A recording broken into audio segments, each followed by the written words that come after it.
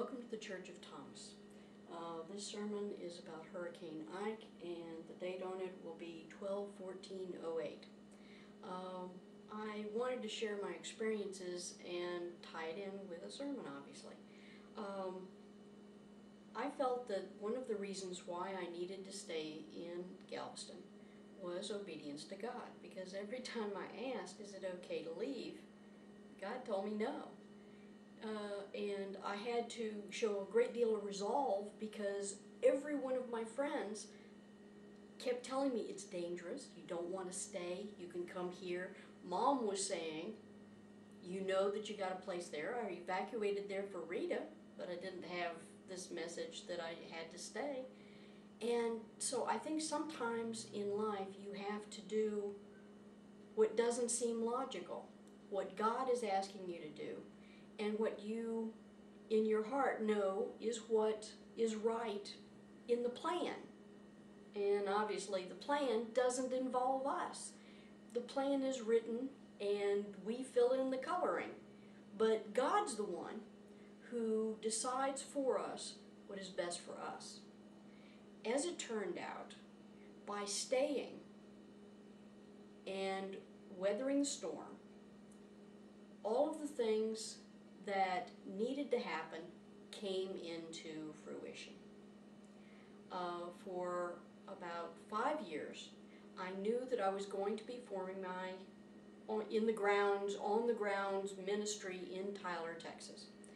I knew that Galveston was not going to be the base of operations, but I knew Tyler was. Every time I drove through, I had a picture of a congregation. So I knew that I would be coming up here. It was just a question of when. So in my logical mind, I had decided that it was going to revolve around the idea of when I paid off my bills, when I vested in the retirement plan.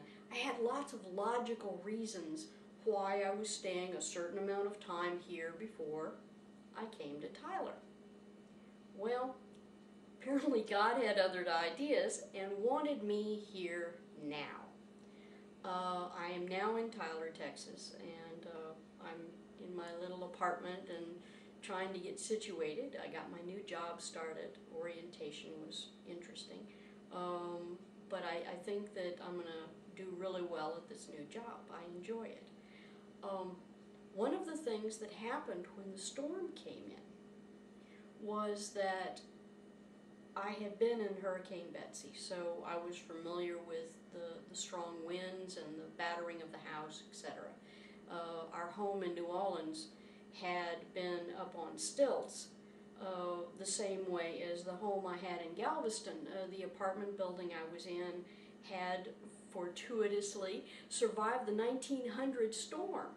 So for me, I had an added level of comfort that not only was I on the seawall, which raised me up about 16 to 18 feet, but I also had the reassurance that it was a building that had a history of surviving hurricanes without major damage.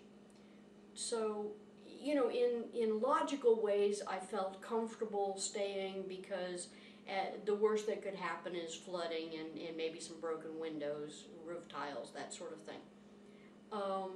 When the storm came in, I saw the water come up on the wheels of my car. My first plan was, after the storm, if I couldn't go back to work, if they told us we couldn't come back, that I was going to go to Mom's house where there were all the amenities like showers and toilets and lights. You don't know how much you miss your television, your computer, and your lights. So I was going to go there. So I had the car all gassed up, and I saw when the hurricane first came in, the water came up about halfway up the hubcap, and I thought, okay, this is doable, we'll be okay. And then the eye of the storm came over, and all the water that had piled up into the bay was released and actually shoved towards us. So the island looks like an inclined plane. The back part is where the bay is, and the Gulf of Mexico is on the other side of the seawall. seawall is the high point of the island, and I was about a block from the highest point.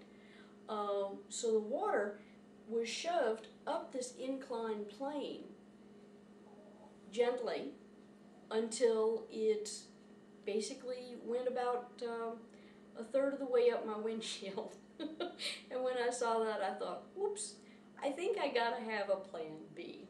Well, I did manage to find a way off the island. Mom came and got me after some arrangements of the plans being changed about 4 times.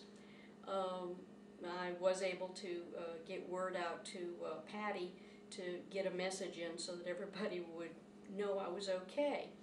And then Mom's computer died, so of course I was cut off from there. But one of the things that I need to sum up is that all this turmoil that happened needed to happen for me to come to Tyler, because when the car died, my insurance gave me a settlement. I was able to go and negotiate a loan for a new truck, which I needed to move, which I hadn't had before.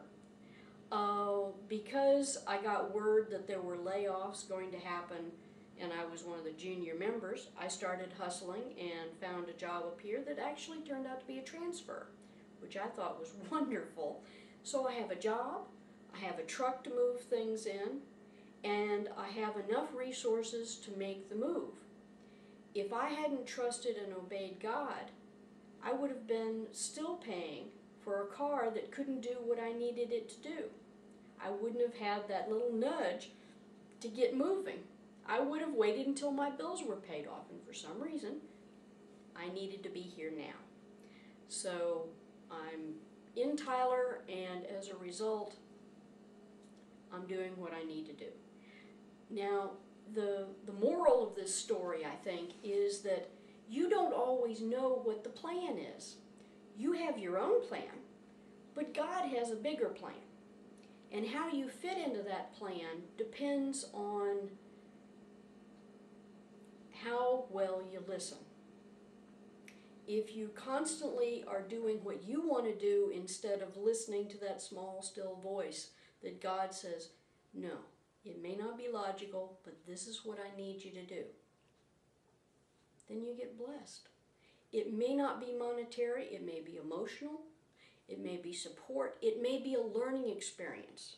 But in the end, all of the obedience that you show to God is rewarded in you becoming a better person, in you doing what you need to do to fill that little hole that represents you in God's plan.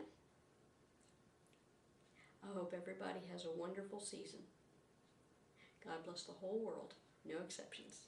Angel Eliza.